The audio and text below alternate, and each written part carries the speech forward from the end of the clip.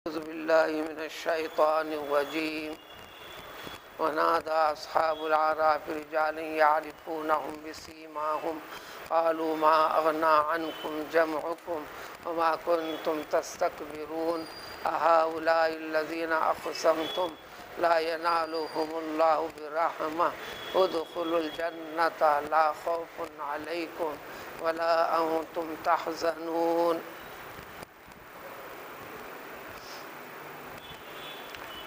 ان آیتوں سے پہلے تذکرہ تھا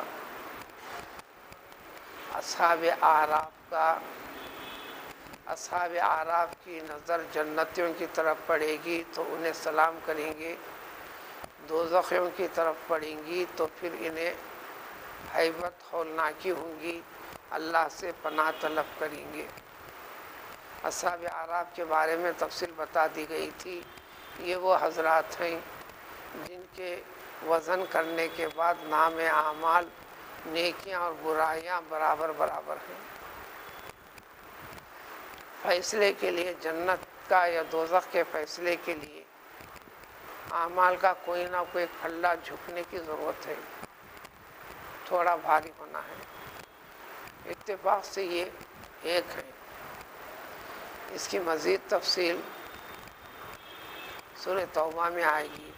خلطوا عملا صالحا وآخر سیئا عسى الله أن يتوب عليهم۔ بعض ایمان والوں میں، مسلمانوں میں ایسے انسان ہیں نیکیاں بھی کرتے چلتے ہیں، عبادتیں بھی کرتے چلتے ہیں، اور وقتاً فوقتاً ان سے برائیاں بھی کر لیتے رہتے ہیں۔ اچھے عمل کے ساتھ برے، برے کے ساتھ اچھے کر لیے، لیکن یہ جب توبہ کر لیتے ہیں تو اللہ تعالیٰ ان کی توبہ قبول فرمائے گا۔ اس کی تفصیل مزید آئے گی۔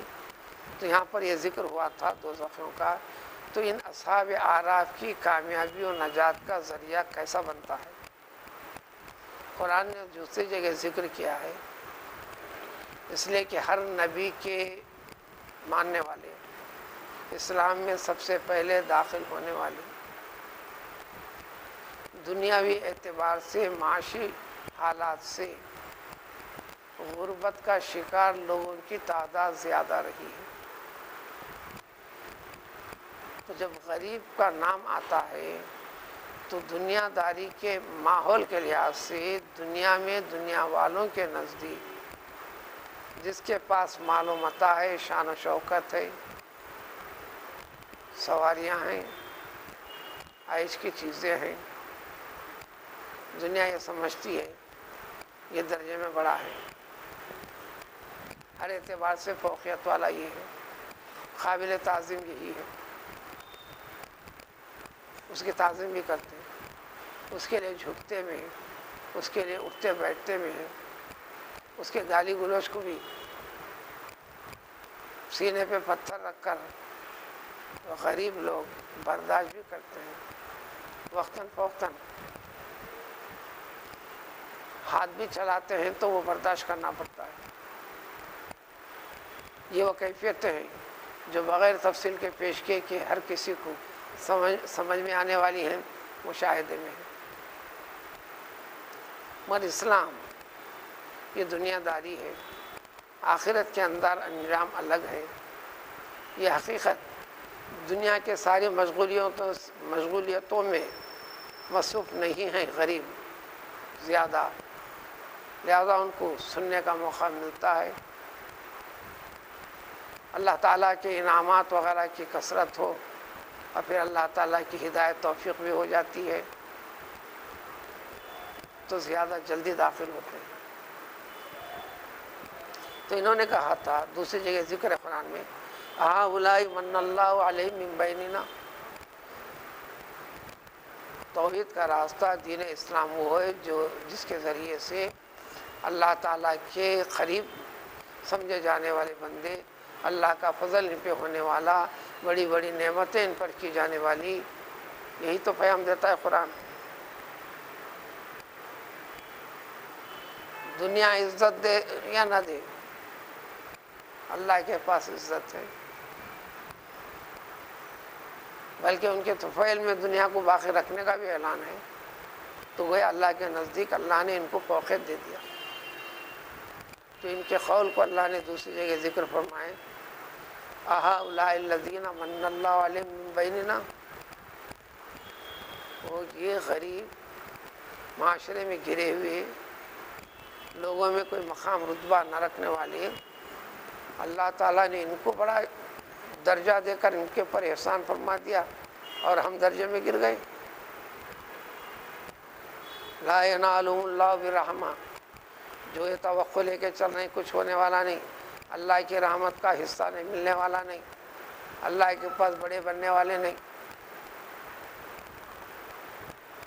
جو قیادت کرنے والے لوگ ہوتے ہیں دین اسلام کی مخالفت میں اور اس کی مخالفت کرنے کے لیے قوم کو تیار کرنے والے رہتے ہیں، ان کے نظریے قریب قریب ایسے ہی یا اس سے بڑھ کر ہوتے ہیں.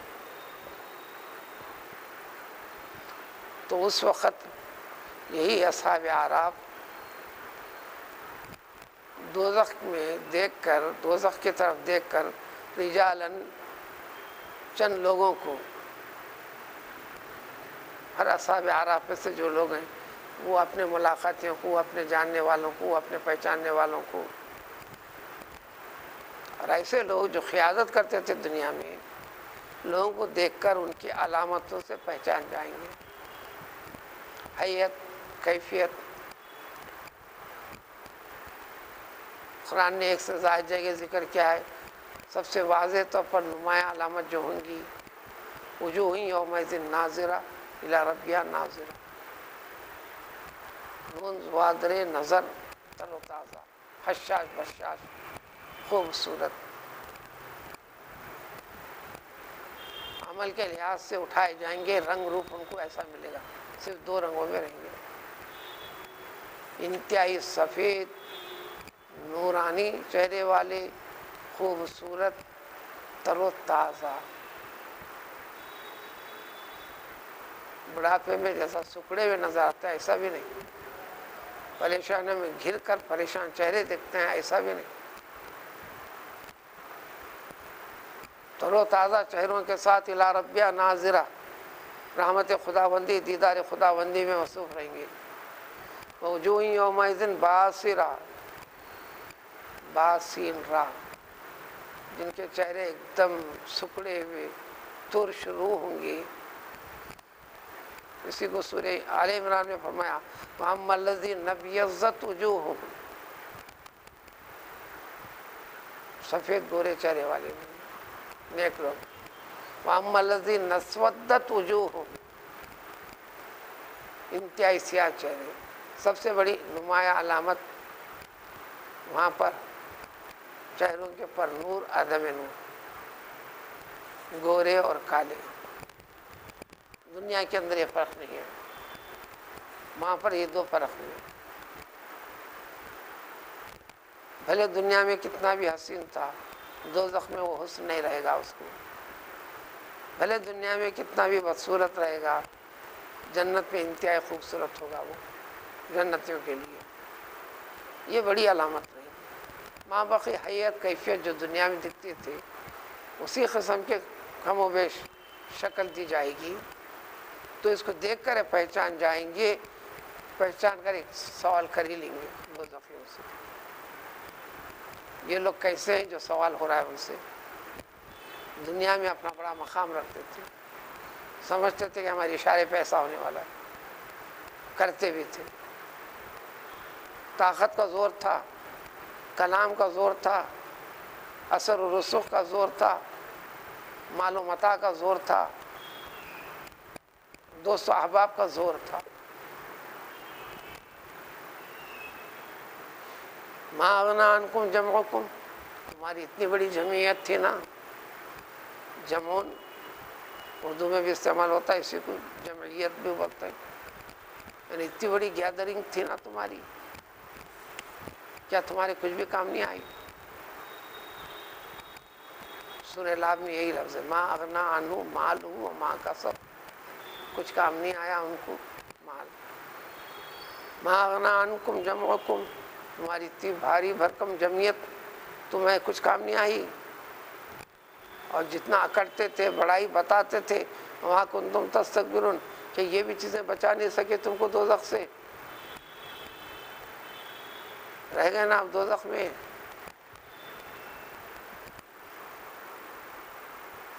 اور یہ کہتے تھے نا تم قسم کھا کر، ہؤلاء الذین اقسمتم، یہی وہ لوگ ہیں نا جو قسم کھا کے کہتے تھے لا ینالهم اللہ برحمہ، اللہ کا انعام، اللہ کی رحمت، اللہ کا فضل جو دنیا میں سنایا جاتا تھا رسولوں کی زبان سے، اللہ کے کلام پاک کے ذریعے سے، جو آخرت میں ملنے والا پیام ہے، دنیا میں تم انکار کرتے ہو، کہتے تھے ان کو ملے گا، یہ انعام والے ہوں گے۔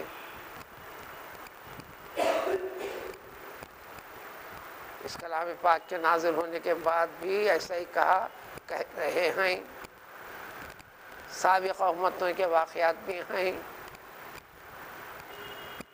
اس کو بھی ذکر کیا اللہ تعالیٰ نے۔ چنانچہ نوح علیہ السلام پر ایمان لانے والوں میں پہلے تو تعداد کم، اس میں بھی کثرت، انہوں نے تعان کیا یہ لوگ آپ کے ساتھ، ہم ایمان لا کے ان کے ساتھ رہیں گے۔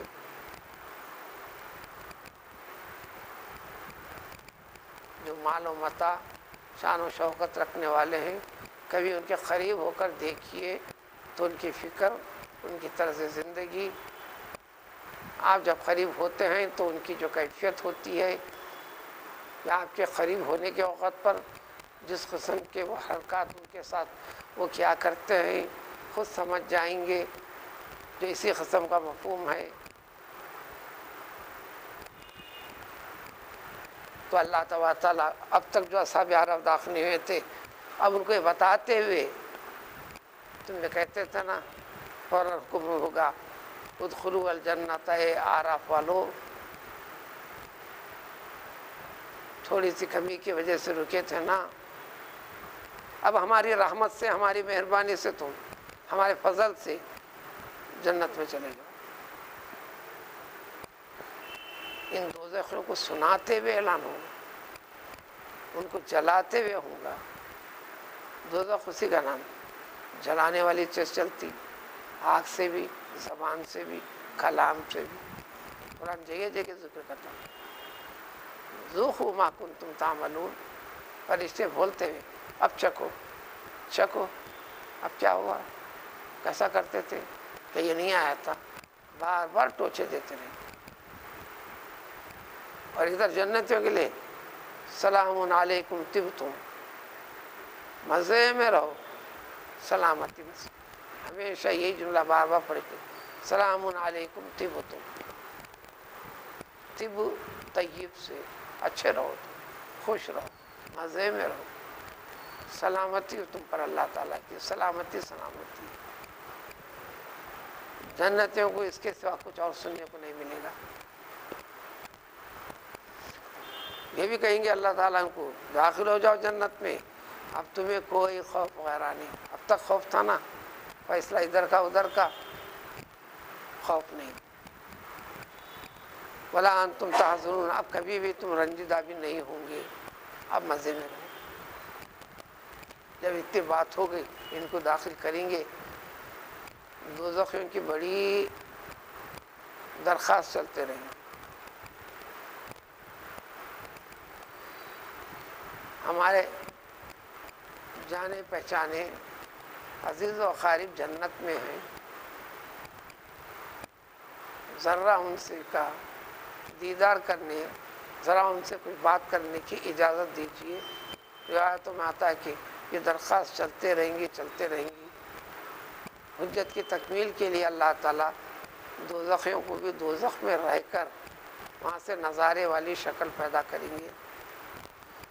جب یہ دیکھ کر فوراً بے اختیار یہ دوزخی جنتیوں سے درخواست کریں گے، جن کو وہ جانیں گے، جن کو پہچانیں گے اپنوں سے، اپنائیت کا واسطہ دے کر، ونادی اصحاب النار، دوزخیاں آواز دیں گے، چیخیں گے، اے جنتیوں تھوڑا سا پانی انڈیل دو نا ہمارے پاس، جو تمہارے پاس ہے،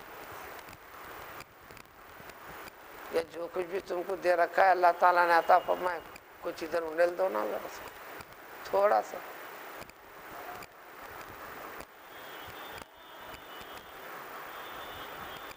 قالو یہ جواب ملے گا جو جاننے والا تھا پہچاننے والا تھا.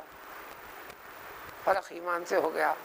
اب یہ جنت ان سے کہیں گے ان اللہ حرمہما علی الکافرین، اللہ تعالیٰ نے یہ دونوں چیزیں کھانے کی پینے کی، یہ مضمون پیچھے بھی گزرا ہے.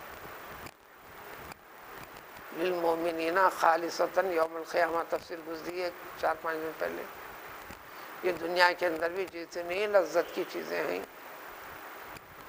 اللہ نے حلال پاک طیب قرار دیے ہیں، مومنوں کے واسطے ہیں، مسلمانوں کے واسطے ہیں. مسلمانوں کے زمرے میں ضمن میں پوری دنیا کو مل رہا ہے. خالصتاً یوم القیامہ، قیامت کے دن صرف اور صرف مومنوں کے لیے مخصوص ہیں. وہاں بھی ایمان والوں کا طفیل کافروں کے اوپر چلنے والا نہیں. جو چیز گزری ہے اسی کی مزید وضاحت اس جملے سے ان اللہ حرمہما علی الکافرین. یہ جنت اور جنت کی نعمتوں کی ساری چیزیں صرف اور صرف اللہ تعالیٰ نے مخصوص فرما رکھے ہیں ایمان والوں کے لیے. دوزخیوں پر کافروں پر یہ حرام ہیں، یہ تمہیں مل نہیں سکتے.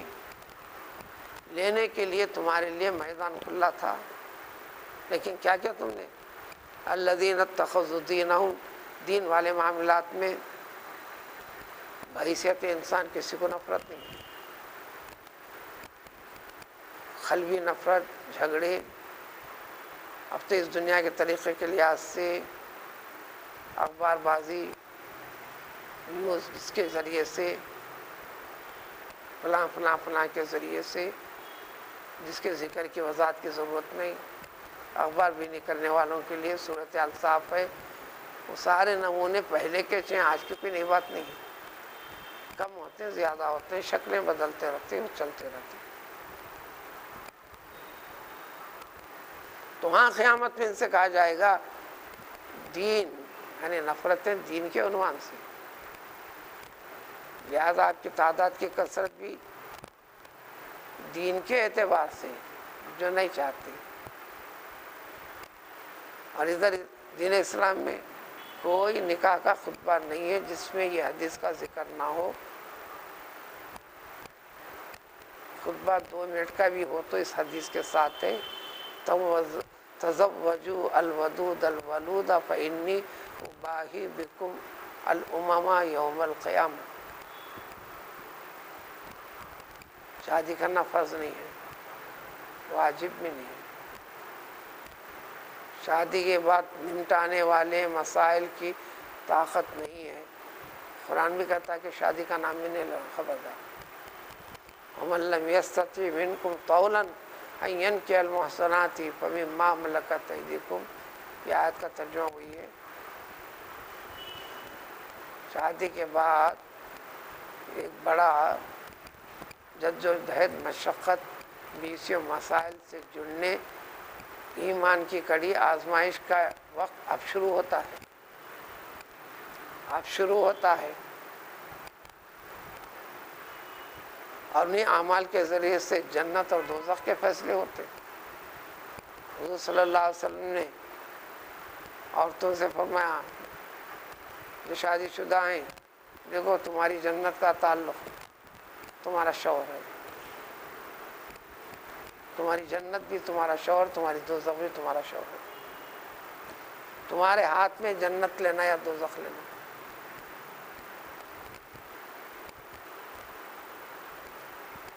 شوہر کی رضامندی تمہارے لیے جنت ہے. ایک صحابیہ نے تو بڑی ضد کی، میدان جنگ میں تلوار لے کر میں اترنا چاہتی ہوں، شہادت پانا ہے مجھے. حضور صلی اللہ علیہ وسلم نے فرمایا جب جنگ میں نکل رہے تھے تو اس وقت تم گھر میں رہو، گھر کے ذمہ داریاں سنبھالو، اور تمہارے لیے میں اعلان کرتا ہوں یہ ڈھنگ سے سنبھال لو گے تو تم شہید ہو، شہداء میں تمہارا نام ہے.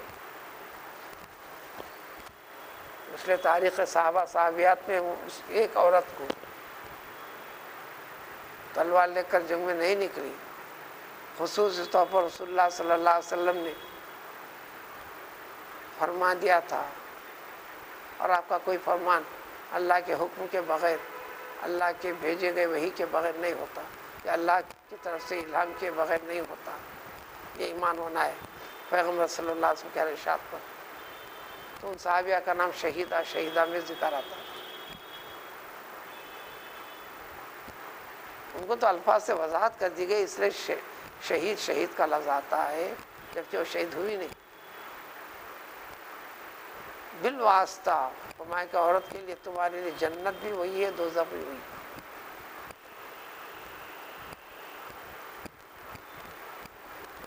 اگر شوہر یہ نہ کہے کہ تو اپنی ماں سے باپ سے نہیں بھی ملنا، آخری فیصلہ شریعت کا یہ ہے کہ نہیں ملنا، اس کو الگ تاکید ہے، تو منع نہیں کرنا، روکنا نہیں، وقفے سے ملاقات کی سہولت پہنچانا۔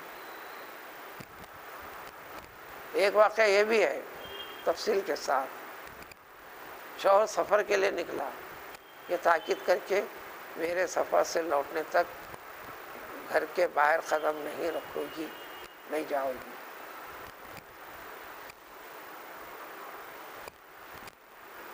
سفر کو چلے گئے، چند دن نہیں گزرے،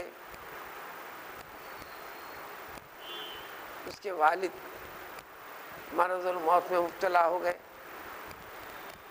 نمائندے کو بھیجتی رسول اللہ صلی اللہ علیہ وسلم سے مسئلہ پوچھنے کے لیے۔ رسول اللہ صلی اللہ علیہ وسلم نے فرمایا شوہر کی اجازت پر نہیں جا سکتے۔ پھر پوچھتے ہیں کہ ایسی حالت ہے، روح قبض ہونے کے قریب ہے، والد کا ایک مرتبہ میں دیدار کر لینا چاہتی ہوں۔ حضور صلی اللہ علیہ وسلم نے فرمایا نہیں، شوہر کی اجازت ہو تو ہی نکل سکتی ہو، نہیں تو نہیں۔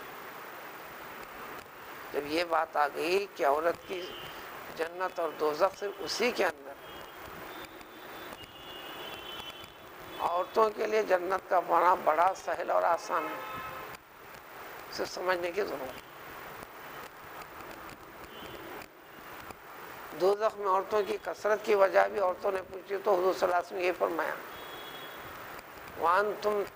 وَأَنْتُنَّ تَكْفُرْنَ عَشِيرَتَكُنَّ، زندگی بھر مہربانی کرو، پیار دو، سب کرو، کسی ایک مرحلے میں ضروری چیز ہوگی تو صرف یہ جملہ کہہ کر تم نے کیا آج کیا، فلاں کو دیکھو کیسا کرتے ہیں، خاندان میں فلاں کو دیکھو کیا کیا کرتے ہیں، بس ایک جملے میں تم اپنے شوہر کے کیے کرائے کی ساری چیزوں کی ناشکری کر ڈالتی ہو، اس لیے تم لوگ دوزخ میں جاؤ گی زیادہ۔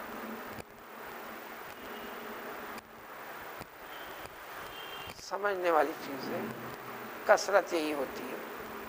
تو ان لوگوں نے یہاں ذکر کریں گے جو جنت کی ہر چیز حرام ہے کہ انہوں نے اپنے دین کو بنا لیا تھا ٹھٹا مذاق، کھیل کو تماشا سمجھ لیا، جو چاہے کہہ دیا، جیسا چاہے کر لیا، منمانی۔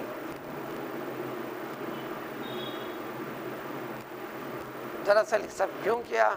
دنیا کی زندگی نے فریب دے دیا تھا، دھوکے میں ڈال رکھا تھا، یعنی اسی میں مبتلا ہو گئے تھے۔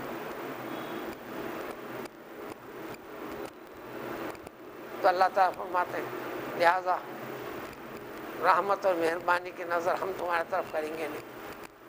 اس مفہوم کو کئی آیتوں میں آیا، یہاں بھی ہے، آج بھی ہم اے دوزخیو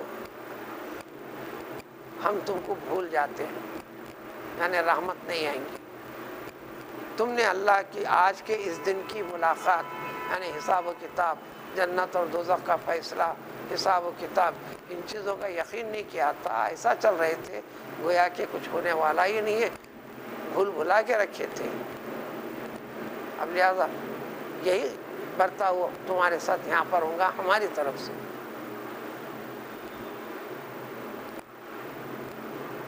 وما کانوا بآیاتنا یجحدون، اور ایک وجہ یہ ہے کہ ان ساری کی ساری چیزوں کا، آیتوں کو، احکام کو یقین نہ کر کر انکار کرتے تھے۔ یجحدون انکار کرنا، یکفرون انکار کرنا، ینکرون انکار کرنا۔